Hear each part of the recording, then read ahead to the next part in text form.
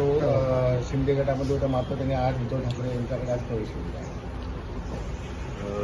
कसं आहे माहिती आहे का, साईनाथ तारे हा ॲक्टिव्ह कार्यकर्ता आमचा नव्हता आणि कुठे काही प्रसारमाध्यमांमध्ये अशी बातमी आलेली आहेत की ते शिंदे गटाचे जिल्हा प्रमुख होते, ग्रामीण जिल्हा प्रमुख.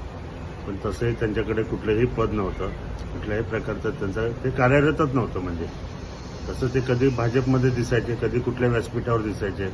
त्यामुळे शिंदे गटाचा त्यांचा तसा काही संबंध नाही.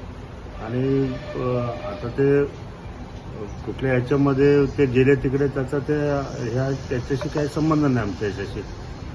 आणि त्याच्या पत्नी ह्या नगरसेविका आहेत, पण त्या पण आता इथे राहत नाहीत. ते लोक काहीतरी मला असं आढळलं की ठाण्याला राहतात. त्यामुळे इथं त्यांचं कुठलंही कार्य ह्या क्षेत्रामध्ये भिवंडी ग्रामीण क्षेत्रामध्ये त्यांचं कुठलंही कार्य